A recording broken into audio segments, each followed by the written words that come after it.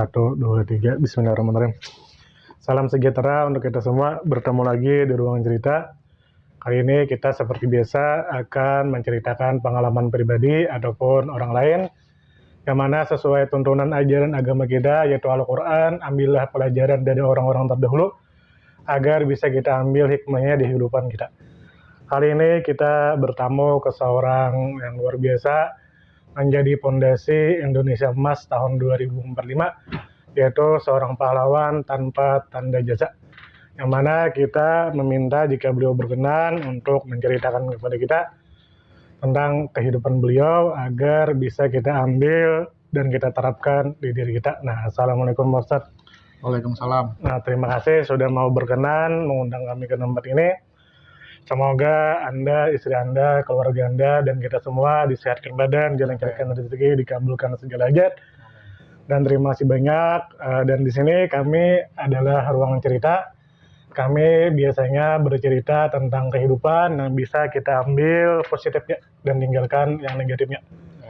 Di sini jika Anda berkenan, kami ada 3 sesi. Sesi pertama pengenalan profil secara singkat, karena tak kenal maka tak sayang. Yang kedua adalah Anda bercerita tentang apapun yang jelas bisa kami ambil positifnya. Dan yang ketiga adalah pertanyaan jika nanti kami kurang paham dengan cerita Anda. Nah, yang pertama kita masuk ke sesi pertama, yaitu mengenalkan. Nah,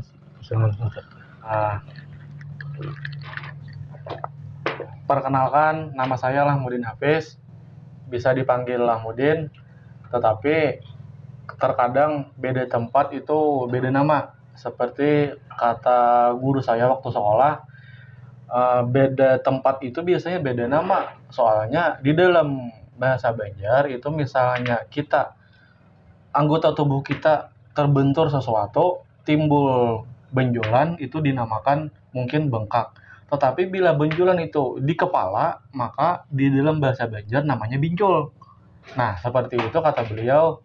Maka saya merasa nama saya juga beda-beda. Di Margasari saya dipanggil Lahmudin. Di Rantau, keluarga besar saya yang di Rantau memanggil saya Mudin. Di Tanah Bumbu, tempat saya sekolah aliyah, di Tanah Bumbu saya dipanggil Hafiz. Lahmudin Hafiz. Jadi beda-beda. Cuman kebiasaan orang memanggil saya Lahmudin. Tetapi saya lebih senangnya sebenarnya dipanggil Mudin sih. Karena kan agak beda gitu kan. Biasanya orang dipanggil Udin, tapi punya saya ada M depannya jadi Mudin. Kayak merasa lebih keren aja gitu. Kemudian saya orang Margasari. Margasari itu di Kecamatan Candelara Selatan, Kabupaten Tapin, Provinsi Kalimantan Selatan. Kemudian profesi saya adalah sebagai guru, bukan sebagai ustadz. Dikatakan beliau tadi itu memujinya, menurut saya berlebihan sih. Ustadz itu kan mungkin walau secara bahasa kan ustadz itu artinya guru kan. Ya, guru. Tetapi saya merasa belum pantas mungkin dikatakan ustadz, karena di kepala saya ustadz itu guru agama, sedangkan saya ini guru juga memang, tetapi saya adalah guru SD sebagai ASN P3K. Alhamdulillah. Kemudian kalau bicara kita cerita, seperti halnya disinggung tadi adalah sebagai guru, sebenarnya kalau dari kecil minat saya itu sebenarnya belum bisa dikatakan guru. Minat saya dari kecil atau cita-cita. Tetapi orang-orang atau keluarga dekat saya itu rata-rata guru memang. Seperti halnya paman saya yang dari ibu, kan saudara ibu ya kan, yang jadi guru 2 orang. Kemudian paman dan tante saya yang dari almarhum ayah itu rata-rata memang guru juga. Ada 4 kalau nggak salah, 4 atau 3 yang jadi guru. Jadi kan saya melihat banyak yang jadi guru. Dan ketika saya itu sekolah di kampung ini, disekolahkan ibu, sekolah SD di di kampung, kemudian lanjut sekolah MTS, sekolah sanawiyah. Tetapi setelah lulus sanawiyah, kata ibu, karena ibu ini adalah single mom, jadi dari segi ekonomi memang beliau merasa berat gitu. Lalu paman saya, adiknya oleh ibu saya, berinisiatif atau mungkin kasihan lah melihat ibu saya yang merawat saya, juga adik saya kan. Jadi beliau berusaha membantu, yaitu membantu untuk merawat saya, menyekolahkan saya. Makanya beliau menawarkan untuk sekolah di tempat beliau. Beliau kebetulan sebagai guru, sebagai PNS itu ditugaskan di Kabupaten Tanah Bumbu. Nah, di sana beliau udah 10 tahun lebih di sana, dari awal diangkat sudah ngajar di sana sampai sebenarnya istri beliau orang rantau, cuman ditugaskan di sana, jadi beliau sama istri di sana sampai punya anak di sana di Tanah Bumbu sampai sekarang. Bahkan sampai sekarang punya menantu dan punya cucu ya orang sana. Jadi waktu itu tahun 2012 saya lulus sanawiyah. Lulus sanawiyah itu sebenarnya awalnya saya menolak untuk ikut paman karena ya nggak pengen aja gitu, pengen di sini aja gitu. Tetapi oleh ibu itu dipaksa. Katanya kalau nggak mau ikut paman, kamu sekolah pesantren aja gitu. Cari pesantren yang murah atau yang gratis mungkin. Karena itu tadi memang masalahnya memang ekonomi masalahnya. Jadi saya dipaksa seperti itu. Memang sih tidak ada penjelasan dari ibu bahwa faktornya karena ekonomi, tetapi saya paham bahwa faktornya memang karena ekonomi. Jadi mau nggak mau saya ya pilih dua itu, pesantren atau ikut paman. Jadi pada akhirnya saya memilih ikut paman. Ikut paman, otomatis kan tempat baru, orang-orang baru, orang-orang yang saya kenal cuma paman sama tante itu aja kan, sama istri beliau. Sampai sana 2012 ternyata itu kan kemarin dijemput oleh paman saya pakai motor Thunder, dijemput oleh beliau. Ternyata perjalanan dari sini ke Tanah Bumbu itu sangat jauh, dan seingat saya itu adalah perjalanan naik motor saya paling jauh waktu itu. Sampai di daerah Tanah Bumbu, awalnya kota, terus masuk ke dalam. Loh, ini di mana rumahnya ini? Makin masuk ke dalam, banyak sawit, kemudian jalannya yang dari aspal, kemudian jadi bebatu, kemudian jalannya cuman tanah merah doang. Loh, kok ini makin ke hutan. Habis itu kemudian sawit lagi ketemu, perusahaan sawit lah yang dilewati. Sampai suatu kampung, habis udah pohon-pohon sawit, ketemu suatu kampung. Sampai masukkan paman saya tinggal di rumah dinas, di rumah guru. Sampai ke sekolahan dan ternyata waktu itu banjir. Jadi sekolahnya, halamannya banjir, sampai ini terasnya itu juga kena air itu.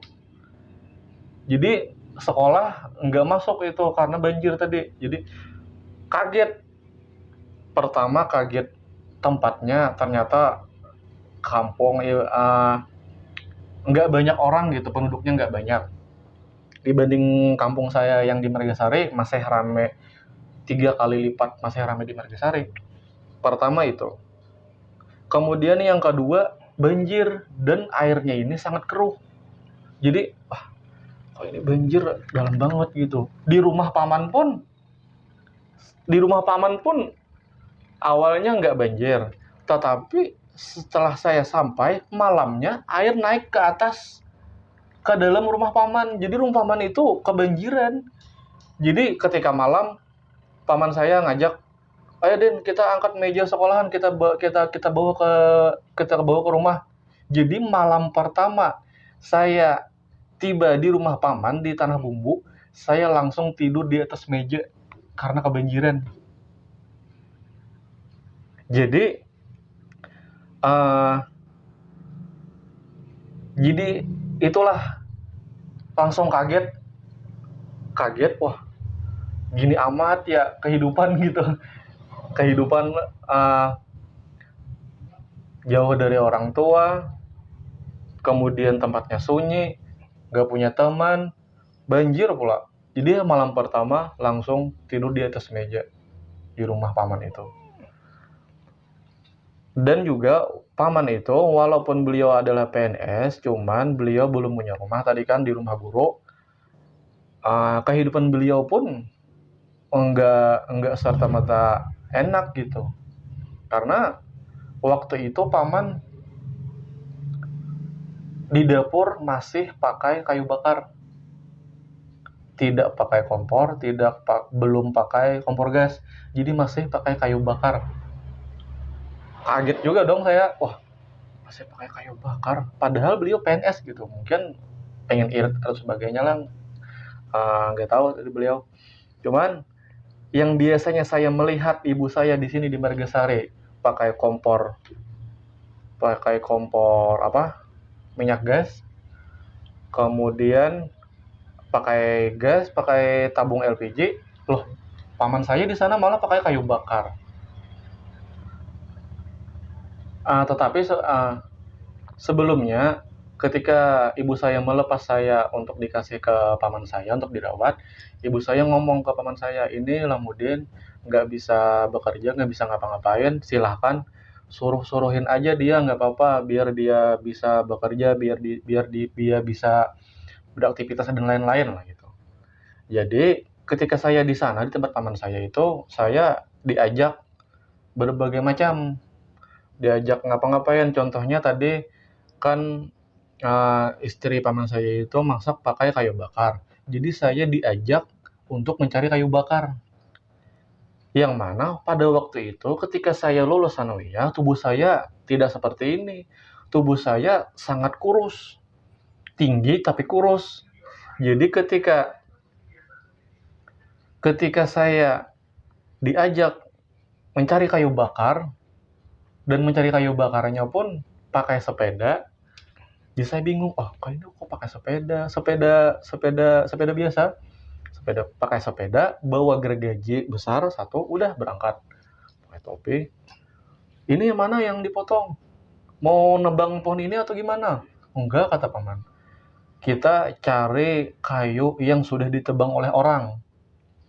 Jadi kita mencari sisa dari orang aja. Soalnya kalau kita tebang kayu yang masih hidup, ditebang itu kan masih basah, jadi berat, kata beliau. Jadi kita cari yang bekas-bekas orang, sisa orang, itu sudah dipotong, jadi kita tinggal potong sedikit aja dan agak ringan gitu. Ternyata setelah dipotong kan, ada kan gergaji yang di sini pegangannya satu, di sini pegangan satu. Jadi kan sebelah gitu sama paman gergaji, wah capeknya luar biasa. Karena kan nggak pernah bekerja tadi kan, nggak pernah beraktivitas fisik gitu yang berat. Dan juga tubuh saya masih kurus tadi. Jadi sambil menggergaji, kemudian kepotong, saya coba angkat. Yang saya pikir saya bisa ngangkat misalnya panjang satu seperti ini, saya coba angkat, nggak bisa. Ternyata sangat berat, kayu bakar yang baru itu sangat berat.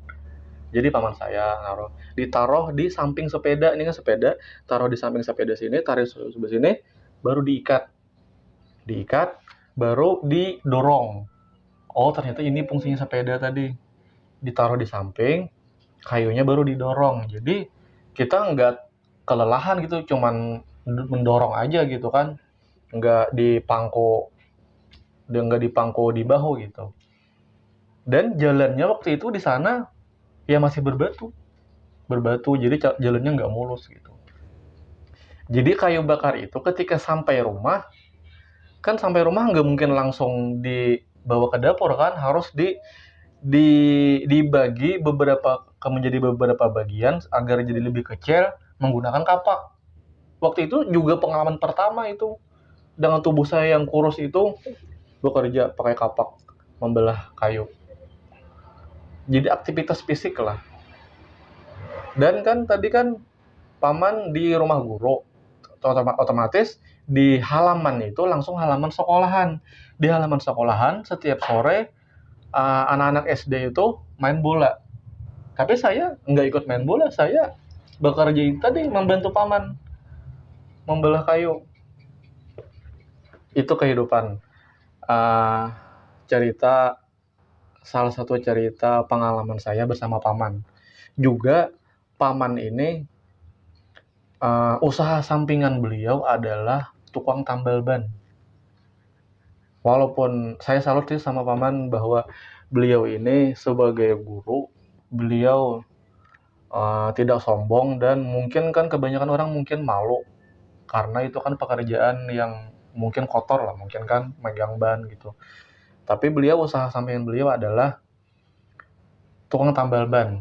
Jadi saya juga diajari itu menambal ban. Coba Din, kamu belajar nambal ban, tapi supaya lebih mudah, coba tambal yang sepeda aja. Soalnya kalau yang menambal ban yang motor itu keras. Jadi belum bisa. Jadi pelajari ilmunya dulu, cara membuka ban sepeda. Kalau udah bisa, baru nanti kalau udah bisa tekniknya, baru bisa menambal ban yang motor. Jadi itu saya masih ingat hasil saya menambal ban sepeda pertama kali itu waktu itu dibayar 5.000 rupiah, dan uang 5.000-nya itu masih saya simpan di dalam dompet saya sebagai kenang-kenangan bahwa ini loh penghasilan saya bekerja pertama kali menambal ban 5.000 rupiah. Itu sampai sekitar beberapa bulan saya sudah bisa menambal ban sepeda, lalu dipercayakan paman saya untuk membantu menambal ban motor. Jadi misalnya ada pelanggan, ada orang motornya bocor, kalau paman saya nggak bisa, baru saya yang disuruh. Jadi kata beliau, bilanya kamu yang menambal ban, silahkan ambil upahnya buat kamu juga, biar tambah-tambah uang jajan kan. Tapi kalau paman, ya buat paman gitu. Kalau saya yang mengerjakan, buat saya upahnya. Nah itu yang mungkin saya merasa ketika di Margasari saya tidak pernah beraktivitas fisik seperti itu. Disitulah paman saya mengajarkan untuk melakukan sesuatu atau berusaha itu jangan pandang gengsi. Pokoknya apapun yang membuat atau menghasilkan hal-hal yang positif atau yang membuat benefit pada kita, maka lakukan. Juga paman saya itu sebenarnya berperan penting juga dalam hal pemikiran. Ketika saya bersama paman itu, beliau sering mengajak ngobrol, kemudian menyatakan apa-apa yang ada di dalam kepala beliau. Misalnya ada orang di mata beliau mungkin ada tidak sesuai dengan prinsip beliau, lalu beliau jelaskan kepada saya. Dan beliau itu orangnya ramah, kemudian orang itu sangat baik menurut saya. Bahkan selama 3 tahun dari kelas 1 sampai kelas 3 aliyah, dari tahun 2012 sampai tahun 2015, saya tidak pernah melihat paman saya itu marah. Tidak pernah saya melihat paman saya itu marah. Kecuali dalam satu momen, pernah sekali saya melihat paman saya itu marah. Tetapi itu pun karena kesalahan saya yang memang sangat-sangat fatal. Jadi ada sesuatu yang tidak sengaja saya lakukan yang membuat beliau itu marah. Dan marahnya pun sebenarnya enggak literally marah-marah gitu, enggak. Cuman beliau menyebut nama saya, dengan nada agak tinggi. Kemudian beliau bertanya, kenapa? Jadi kayak, Din, kenapa? Kayak gitu aja, dengan kening agak ini berkerut, menunjukkan ekspresi marah, tapi sampai kayak gitu aja. Terus saya sadar, wah, nggak sengaja. Sudah, saya minta maaf. Sebenarnya seandainya saya membayangkan jika kejadian itu terjadi pada saya, yang dilakukan oleh ponakan saya, misalnya saya membayangkan di posisi paman saya itu, saya mungkin akan marah besar. Jadi itulah posisi itu beliau masih bisa menahan emosi beliau, tidak sampai meledak, sangat meledak gitu marahnya. Suatu momen itu saya pernah melihat. Sisanya tidak pernah sama sekali seumur hidup saya pernah melihat teman saya marah. Tidak pernah terlihat marah. Sangat bijak beliau itu. Nah, 3 tahun saya hidup di sana, itu tadi lingkungannya lingkungan baru. Kehidupannya pun kehidupan bisa dibilang lebih sederhana. Kemudian perjuangan saya ketika di tempat paman saya itu juga adalah memang awalnya ketika saya kelas 1 aliyah, saya itu naik motor bersama sepupu saya, anak beliau kan anak paman. Naik motor karena satu arah. Saya kelas 1 aliyah, sepupu saya ini perempuan kelas 3 sanawiyah. Aliyah dan sanawiyah ini berseberangan, jadi satu arah. Jadi ketika saya kelas 1 aliyah, saya naik motor bersama sepupu saya. Tetapi ketika saya sudah kelas 2 aliyah, sepupu saya ini tidak sekolah aliyah, melainkan sekolah SMA. Yang mana sekolah SMA dan aliyah ini tidak satu arah jalannya. Jadi ketika hampir naik kelas 2, saya beli sepeda. Jadi pas saat kelas 2 aliyah, sepupu saya kelas 1 SMA, dia naik motor, saya naik sepeda. Jadi yang hari pertama, saya lupa cerita, yang hari pertama sekolah. Hari pertama sekolah itu kan tadi banjir.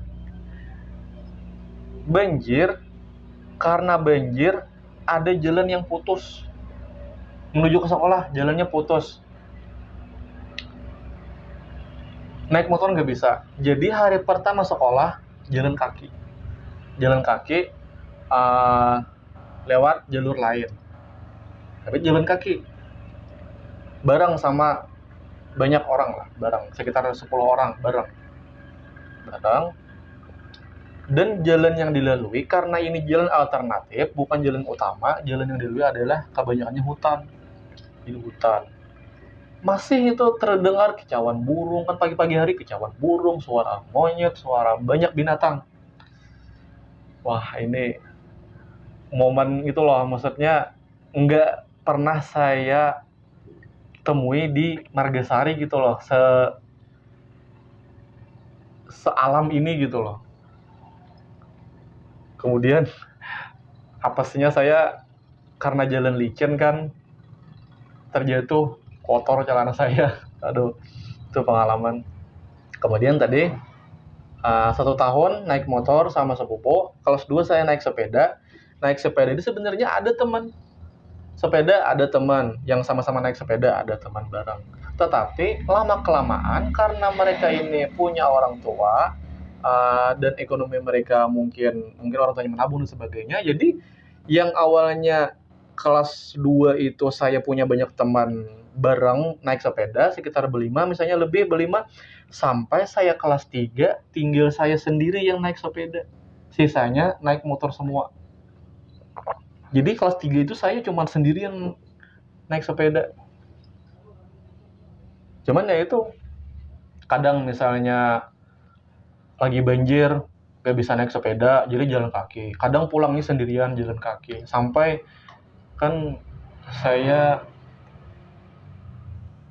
uang saku aliyah itu 5.000 kalau nggak salah. Kadang uangnya habis. Jadi pulang seolah pas banjir jalan kaki, kadang pulang sekolah, kadang kehausan gitu. Saking hausnya ada gerimis, saya malah berdoa, ya Tuhan, mohon hujan saat lebat sehingga saya bisa minum air hujan. Sangat kecapean gitu, sangat lelah gitu kan jalan kaki tengah hari. Cuman ya itu perjalanan. Makanya sebenarnya anak-anak sekolah zaman sekarang udah enak gitu. Hampir nggak ada yang naik sepeda ke sekolah SMA atau aliyah. Paling paling mentok sekolah SD paling naik sepeda, ya kan? Kalau SMP dan sanawiyah mungkin sudah gengsi naik sepeda. Nah, belum kadang saya sering jalan kaki tadi karena banjir, jalan kaki. Sering itu, dan jarak dari rumah ke sekolah itu sekitar sekitar 5 kilometer. Lumayan lah untuk naik sepeda dan jalan kaki. Jadi itu, tapi saya sadar saya menjalininya ya emang gini keadaannya gitu. Saya nggak merasa mungkin misalnya marah sama paman kenapa nggak dikasih motor, atau misalnya marah dengan orang tua karena nggak bisa ngasih harta seperti teman-teman saya gitu.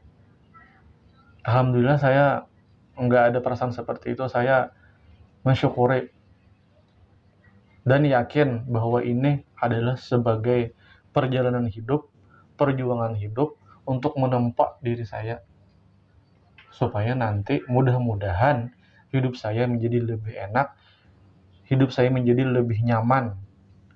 Tetapi ketika sudah sampai di titik nyaman, saya tidak memandang rendah orang-orang yang mungkin di bawah, karena saya sudah pernah di titik rendah itu. Seperti itu. Contoh misalnya bila saya sudah nanti punya motor, maka saya akan membantu orang-orang yang belum punya motor atau tidak memandang rendah orang naik sepeda. Seperti itu.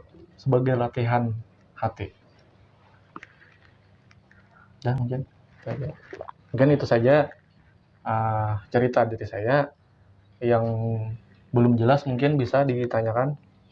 Nah, di sini untuk kita semua dimohon kepada orang-orang yang mempunyai perihal yang sama atau keadaan yang sama, yaitu sejak kecil sudah jauh dari orang tua karena faktor ekonomi, dimohon untuk tidak terjatuh ke hal yang negatif. Nah, begitupun juga dengan saya yang dari keluarga broken home, maka saya akan berusaha untuk tidak melakukan hal yang negatif. Nah, jadi mohon Anda tidak sendirian. Nah, masih banyak orang-orang seperti Anda. Jadi mohon untuk orang-orang yang broken home atau orang-orang yang sejak kecil mendapat ekonomi yang sulit sehingga harus ikut orang lain atau paman keluarga, tolong jangan terjatuh ke hal yang negatif. Masih banyak orang-orang yang senasib dengan Anda. Buktinya kami berdua ini, kami bisa membuktikan bahwa kami tidak terjatuh ke hal yang negatif. Mohon jangan mabuk, mohon jangan merokok, mohon jangan berzina, apalagi narkotika dan lain sebagainya. Dan di sini mungkin bagi orang-orang yang senasib seperti kita, broken home atau yang jauh dari orang tua sejak kecil, ada beberapa pertanyaan atau kekhawatiran mungkin.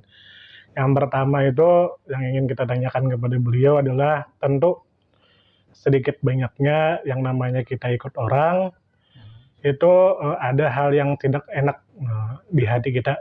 Apakah seperti dengan istri paman atau anak paman, apakah Anda dulu sewaktu ikut beliau itu ada gesekan dengan mereka? Nah, karena ada beberapa mungkin dari kami yang nonton ini tidak mau ikut orang karena takut dihina anak paman atau istri paman atau akhirnya bertengkar dan lain sebagainya. Nah, jika Anda berkenan agar kami bisa ambil pelajaran. Kalau masalah itu kembali saya mengatakan bahwa paman saya itu sangat baik luar biasa tadi. Makanya kata saya tadi, saya tidak pernah melihat paman saya marah. Jadi saya tidak pernah diprotes atau dimarahi oleh paman terhadap apapun yang saya lakukan. Kalau dengan anak paman saya, dengan sepupu saya, karena dia perempuan, anak paman saya itu dua-duanya perempuan. Karena mereka ini perempuan dan saya waktu itu memang tidak bisa mengobrol dengan perempuan, tidak bisa berbaur dengan perempuan. Jadi saya waktu itu tidak terlalu akrab dengan sepupu saya. Jadi ketemu ya udah ketemu aja gitu, nggak ada ngobrol. Paling tanya-tanya gitu aja. Obrolan itu tidak terjadi di antara saya dan sepupu saya waktu itu. Jadi saya ke kamar, Jadi saya ke kamar, dia ke kamar, udah masing-masing. Makan bareng, udah makan masing-masing, udah nggak ada ngobrol. Saya ngobrolnya ya sama paman saya itu aja ngobrolnya. Kalau sama istri paman, karena beliau ini adalah sebagai perempuan, dia mungkin faktor lelah mungkin ya. Paling istri paman ini bukan marah juga sih sebenarnya, cuman ya ya wajar lah yang namanya ibu-ibu kan perempuan paling kayak marah-marah di dapur misalnya tidak ada yang membantu beliau misalnya gitu. Ya saya anggap itu hal yang wajar sih karena pertama mungkin beliau lagi capek, lagi lelah, dan juga memang saya akui saya jarang membantu beliau. Misalnya membantu ngepel rumah, misalnya membantu menyapu, membantu ngepel teras misalnya. Saya memang jarang sih seharusnya. Mungkin beliau inginnya ya bantu-bantulah gitu mungkin. Mungkin artinya memang kesalahan saya juga gitu. Selebihnya nggak ada sih. Paling itu tadi beliau cuma pengen dibantu aja sebenarnya mungkin. Itu aja. Ya, nah, terima kasih. Nah, udah tahu kan bagi kita yang mungkin teman-teman yang senasib dengan beliau gitu. Terus apakah Anda pernah merasakan kecemburuan sosial dengan keadaan orang lain? Misalkan saya dari keluarga broken home, dari kecil ikut nenek kan, melihat orang diantar orang tua, sedangkan saya diantar nenek kakek kan, otomatis waktu itu saya mengalami kecemburuan sosial. Nah, apakah Anda juga merasakan seperti itu?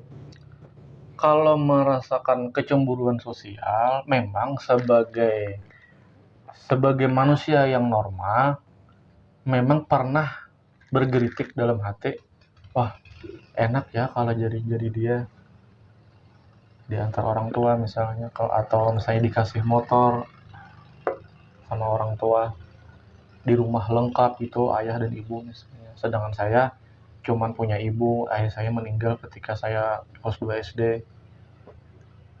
Memang sebagai manusia normal, saya punya rasa seperti itu, cuman bergelitik dalam hati. Setelah bergelitik dalam hati, saya berpikir dan alhamdulillah saya dibekali ilmu agama oleh keluarga saya, itu hal-hal yang mendasar itu alhamdulillah sudah diberi pemahaman untuk tidak iri dengki terhadap orang. Jadi memang sebagai manusia pernah tergelitik, tetapi saya bisa mengendalikan bahwa oh memang begitulah sudah takdir dia dan takdir saya memang seperti ini, ya sudah gitu, terima aja. Mau marah sama siapa? Marah sama Tuhan lah. Emang yang lebih tahu yang terbaik buat hambanya emang siapa? Tuhan kan yang lebih tahu. Berarti kita tidak bisa marah-marah sama Tuhan, marah-marah sama orang tua. Emang yang pengen si ayahnya meninggal ketika kecil ibu saya yang berkehendak? Kan enggak juga. Jadi kan secara akal saya tidak bisa marah-marah ke siapapun. Jadi itulah mungkin cara berpikir saya untuk secara logika memang tidak masuk akal saya marah-marah sama siapa juga, marah-marah iri dengki. Apa yang dihiri dengki kan kan mereka cuman menjalani hidupnya. Misalnya mereka dikasih orang tuanya macam-macam materi, kemudian kasih sayang. Memang mereka minta. Saya memang minta, tetapi kan itu bukan kuasa saya dan itu juga bukan kuasa mereka, itu kan kehendak Tuhan. Jadi alhamdulillah tidak ada sih seperti itu. Makanya alhamdulillah juga saya tidak sampai terjerumus ke hal-hal yang negatif karena saya sudah berdamai dengan diri saya sejak kecil. Sudah berdamai. Jadi tidak ada seperti itu.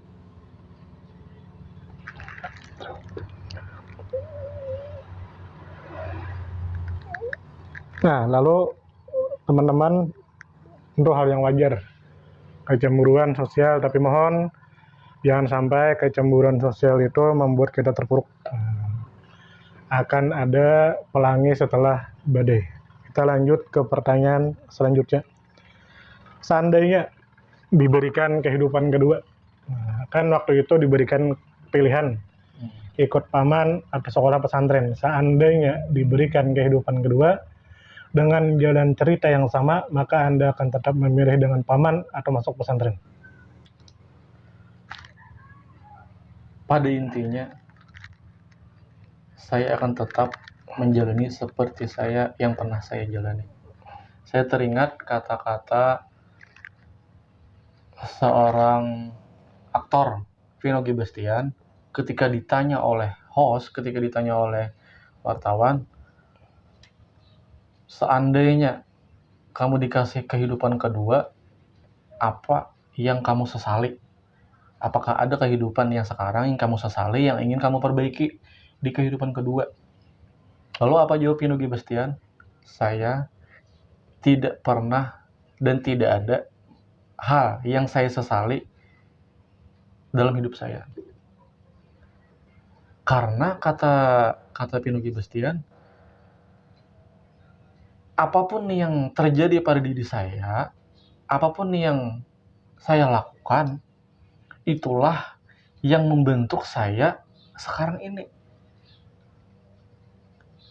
Jadi misalnya, walaupun hal buruk sekalipun, pengalaman buruk sekalipun, seandainya pengalaman buruk itu dihapus, diperbaiki misalnya, tidak pernah terjadi di masa lalu itu, maka saya yang sekarang ini tidak bakal seperti yang sekarang ini. Misalnya, contoh sederhana, di masa lalu pernah patah hati terhadap perempuan. Lalu, misalnya pengalaman patah hati terhadap perempuan itu dihapus, tidak pernah terjadi, maka kehidupan kita yang sekarang ini tidak bakal sekuat ini menjalani atau menghadapi perempuan. Itulah fungsi dari pengalaman, baik itu pengalaman baik ataupun pengalaman buruk. Semuanya itu berperan sangat penting membentuk diri kita yang sekarang. Jadi tidak mungkin kita menjadi kita yang sekarang tanpa ada peran yang di masa lalu itu. Jadi saya berprinsip tidak ada yang saya sesali. Bahkan meninggalnya ayah saya ketika kecil itu pun, seandainya saya kehidupan kedua, tidak akan saya rubah. Karena memang hikmahnya, ya saya sekarang ini hikmahnya.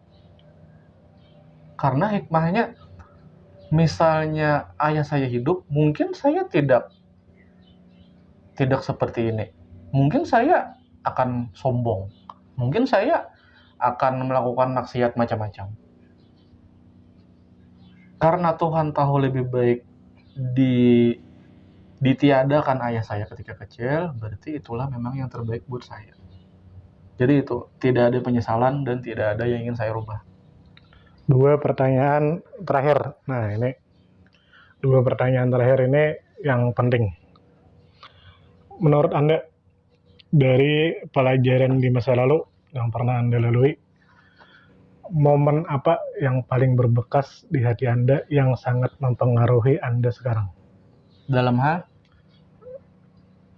hal apapun, yang jelas paling Anda ingat, paling berkesan sehingga mempengaruhi Anda sekarang, yang membuat Anda menjadi sekarang.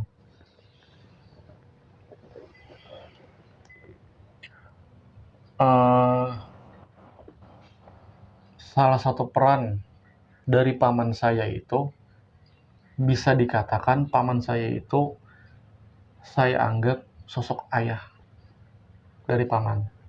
Karena beberapa tahun saya dirawat oleh ibu saya sendiri, beliau ya sebagai ibu gitu. Untuk menjadi peran seorang ayah, mungkin ibu saya itu tidak bisa karena beliau kan perempuan begitu. Ketika dirawat paman, saya menemukan sosok ayah itu pada paman saya ini. Jadi, banyak hal yang saya dapat dari paman saya. Salah satu yang paling penting adalah cara saya berpikir, cara saya bersikap, bahwa yang saya pelajari dari paman saya adalah berpikirlah sebelum bertindak. Berpikirnya bukan cuma sekali saja, beberapa kali berpikir sebelum bertindak. Berpikirnya bukan sembarang berpikir. Berpikirnya adalah bayangkan ketika kita di posisi orang itu, apa yang pengen kita dapat dari orang lain. Jadi bila kita berpikir seperti itu, kita tidak bakal memandang rendah atau langsung menyalahkan orang lain. Contoh misalnya, ada orang berbuat jahat terhadap temannya. Si A berbuat jahat pada si B. Ketika saya melihat si A, dia berbuat jahat pada si B, cara berpikirnya adalah bayangkan kita di posisi A. Ketika kita bisa membayangkan berada di posisi ini, maka kita bisa membayangkan bahwa kenapa sih bisa sampai terjadi si A memperlakukan hal jahat itu kepada si B. Tentu ada alasan. Jadi kita bisa bayangkan, oh tentu ada alasan. Alasannya apa ya yang memungkinkan saya untuk memukul si B? Kejahatan apa yang fatal yang sehingga membuat saya memukul si B? Kemudian banyak hal. Jadi itu kita bisa membayangkan, tidak langsung menjudge seseorang ketika berbuat sesuatu. Dan ketika kita menjadi si A, kita ingin diperlakukan seperti apa oleh orang lain. Oh, ketika saya misalnya sebagai si A, saya ingin dibantu atau ditegur secara baik-baik. Seandainya ada yang ingin menegur saya ingin ditegur oleh baik-baik, secara baik-baik. Maka saya tahu eksperimen itu, bayangan di kepala, maka saya sebagai orang lain adalah menegur secara baik-baik. Karena ketika saya di posisi ini, saya inginnya ditegur secara baik-baik. Jadi kita bisa selalu berbuat baik terhadap orang karena kita membayangkan kita di posisi itu. Itu menurut saya ilmu yang langsung dipraktekkan oleh paman saya sehingga bisa melekat pada diri saya. Jadi tidak bisa langsung marah terhadap orang karena kita selalu bayangkan kita di posisi orang. Jadi kita tidak merendahkan, tidak marah, tidak langsung bereaksi, jangan cepat. Seperti itu, artinya itu salah satu pelajaran dari paman saya yang mungkin sangat berguna sampai saya seperti ini. Pertanyaan terakhir sebelum kita menutup video. Seandainya paman Anda ada di depan Anda, maka apa yang ingin Anda ucapkan kepada beliau?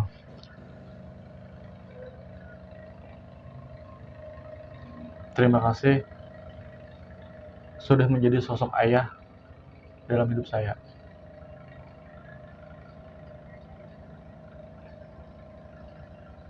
Mungkin seperti itu saja. Ya, nah di sini kita terima kasih kepada beliau karena beliau sudah menceritakan pengalaman hidup beliau yang mana orang-orang yang senasib dengan beliau. Ingat, Anda tidak sendirian, jadi mohon jangan terjatuh ke hal yang negatif, maupun itu korban broken home seperti saya, ataupun orang yang sejak kecil ikut pamannya atau orang lain. Nah, jadi di sini akan ada dua penutup dari beliau dan penutup dari saya. Nah, penutup dari beliau, nah apa yang ingin Anda ucapkan kepada orang-orang yang senasib dengan beliau, pada orang-orang yang senasib dengan Anda saat ini? Kepada orang-orang yang mungkin sedang sendiri, orang-orang yang patah hati, pada orang-orang yang mungkin merasa hidupnya itu terlalu jatuh, satu hal yang ingin saya sampaikan, yang mana ini saya dapat juga dari orang lain, bahwa ingat satu kalimat, yang mana kalimat ini mudah-mudahan bisa menolong Anda dari keterpurukan, bisa menolong Anda dari rasa sedih Anda terhadap apapun yang menimpa Anda. Kalimatnya sederhana. Ini pasti berlalu. 3 kata ini bila kita ingat ketika kita momen terjatuh ataupun senang sekalipun, ingat ini pasti berlalu. Jadi ketika kita sedih, ingat kesedihan ini pasti berlalu. Ketika kita galau, ini pasti berlalu. Kita bangkrut, ini pasti berlalu. Bahkan ketika kita senang sekalipun, bahagia, ini pasti berlalu. Jadi ketika kita bahagia, kita tidak terlalu lupa dengan Tuhan, tidak terlalu lupa dengan kehidupan berikutnya, sehingga membuat kita terlena dan kebablasan. Dan ketika kita sedih, galau, dan lain-lain, ini pasti berlalu, supaya kita memberi semangat bahwa kita tidak bakal terus-terusan sedih, pasti ada senangnya nanti. Itu penutup dari saya. Nah, sekarang kita menutup video. Terima kasih sudah mampir. Dan bagi orang-orang yang mempunyai nasib yang sama, baik itu dari keluarga broken home ataupun seperti beliau, silakan tulis di kolom komentar. Nanti jika ada waktu, maka saya akan buatkan videonya dari cerita Anda. Dan penutup dari saya adalah dimohon kepada siapapun Anda yang sedang berada di bawah, baik karena korban broken home atau sama seperti beliau, tolong jangan jatuh ke hal yang negatif, jangan mabuk, jangan zina, jangan narkotika. Karena ingat, Anda tidak sendirian, banyak orang-orang seperti Anda, buktinya kami. Dan jika Anda bertahan saja di badai tersebut, ingat, akan selalu ada pelangi setelah itu. Dan itu dibuktikan dengan beliau yang sekarang mendapat kado terindah. Beliau sekarang menjadi pahlawan tanpa tanda jasa yang menjadi pondasi untuk Indonesia Emas. Dan beliau mendapatkan kado terindah, yaitu seorang istri lulusan pesantren, solehah dan cantik. Maka untuk Anda semua, dimohon, akan selalu ada pelangi setelah badai, dan badai pasti berlalu. Sebelum kita menutup video ini, jika ingin kopi, silakan beli di beliau. Nah, ini kopi apa, Sir? Namanya Din Coffee. Nama saya Lahmudin, jadi Din Coffee. Bisa dihubungi pada sosmed yang tertera. Nah, nanti kami tulis di deskripsi. Nah, jadi bagi yang ingin beli kopi, ini kopi apa, Sir? Ini kopi, ada kopi hitam, ada kopi susu. Kemudian terkait gula, bisa request, bisa tanpa gula, kemudian gulanya sedang, dan gula manis. Jadi untuk sementara cuma 2 varian ini aja. Nah, jadi bagi pecinta kopi, jangan lupa dihubungi beliau, nanti kami tulis di deskripsi. Terima kasih sudah nonton, semoga kita semua disehatkan badan, dilancarkan rezeki, dikabulkan segala hajat. Dan ingat, Anda tidak sendiri, akan selalu ada pelangi setelah badai. Salam, assalamualaikum warahmatullahi wabarakatuh.